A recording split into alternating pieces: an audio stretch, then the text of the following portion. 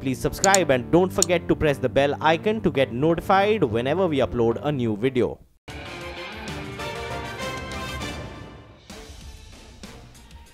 Welcome back. It's now a 9% surge on Ceat. Numbers looking very, very good. Sonia is here with us for the fine print. Sonia. Well, thanks a lot for that. It's a pure operational beat that you're seeing for Ceat this quarter. Just to quickly run you through the numbers, this almost 20% revenue growth looks very good. In line with street expectations, actually, the management in their own admission had said that all three verticals are looking very good.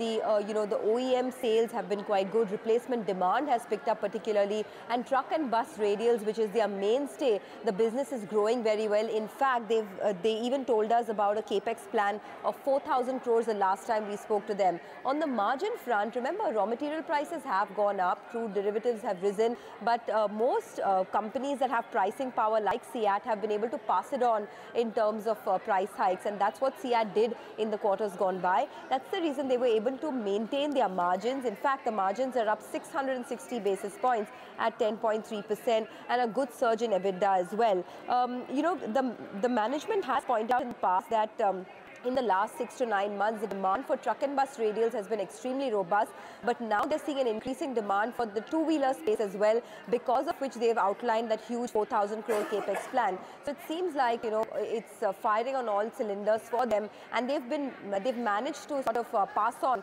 the raw material prices as well.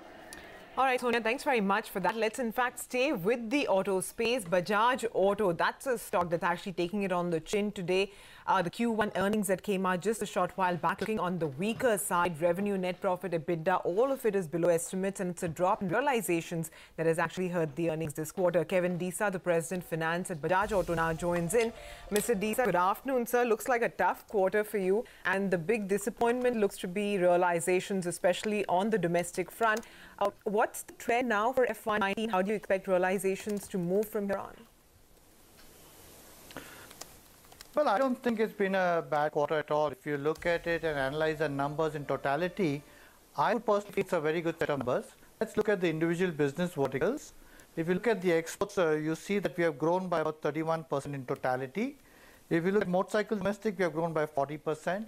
If you look at the CV business, we have grown by 80%. And all in all, we have grown by about 36% in terms of numbers. Now, each of the businesses, we see that whether we take the international businesses, everything going in our favor. We have done a record three-wheeler sales. Going forward, we have crossed about 500,000 numbers, well on track to achieve our 2 million numbers on the export side. Coming to the CV business, etc., there also, despite the permit period getting over, we are having a record growth. We are of about 80%.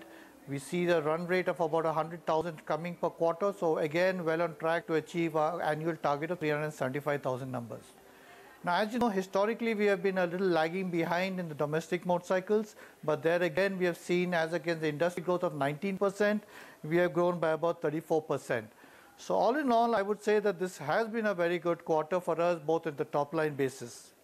Coming to margins, yes, the margins from the traditional 20% that we have been declaring, it's at about 18.4%. And this is primarily a part of the extension and execution of our strategy. For us, raw material prices have gone up, but whether it is exports, where we have been taken care of by the rupee depreciation, you look at three-wheelers, we have passed on the cost. As far as the pulsars, we have passed on the cost. But as a part of our strategy of expanding the lower end of the market, that is what we call the M1 segment, we have sort of bought a little bit of market share over there, and that has played a tremendous amount of results. If you see the M1 segment, the growth in the M1 segment is somewhere near about 30-odd%, whereas we have grown at about 74%. So it's a little bit of this mix that is resulting in the EBITDA fall.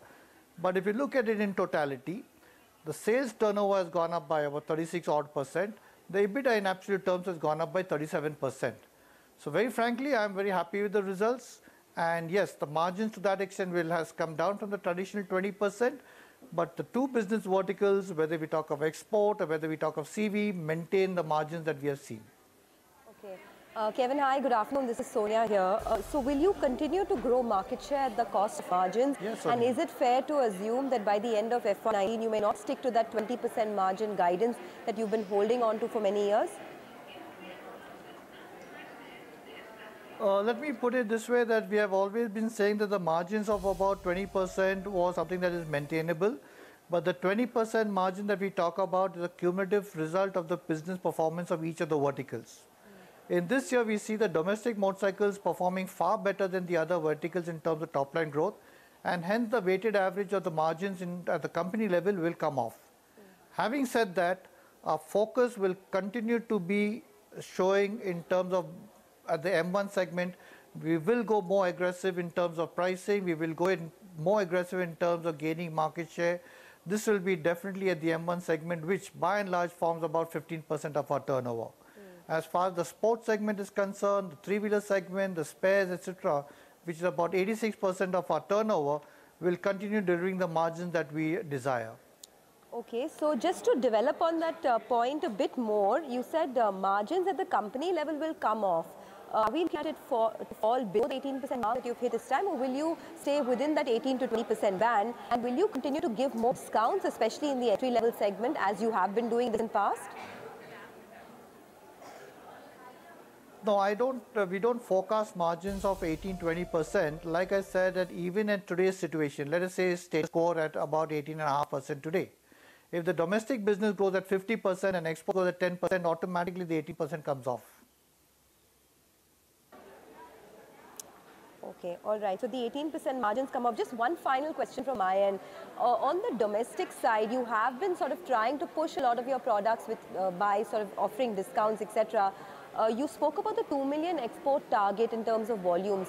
What kind of realistic target would you have for the domestic motorcycle segment? Because, you know, as you said, your strategy now will be to push market share at the cost of margins. So if you are giving up on your margins, I'm sure you have a higher volume guidance as well that you're looking at by the end of the year in the domestic space. So we had set ourselves a bit of what I would call a very optimistic target of about 2.4 million vehicles. That's about 2 lakhs a month. And with the strategy that we are seeing, we actually hit a run rate of 2 lakhs from April, May and June. July also looks so healthy. So I think achieving 2.4 million vehicles in the domestic market, keeping in mind the fact that we have a festive season on, is very much achievable. If you add all the numbers together, whether you take of 2 million of motorcycles, you took 375,000 of three-wheelers, you had 2.4 million of motorcycles, I think we are well on track for hitting a 4.8 million number mark. Okay, Kevin, thanks a lot for joining us. We've run out of time, but I'd love to chat some more. But I guess the sum and substance of this is that you will, continue to push market share at the cost of margins. So perhaps we should expect, more pressure as far as margins are concerned. On that note, let's take a short break. We'll come back with closing bell.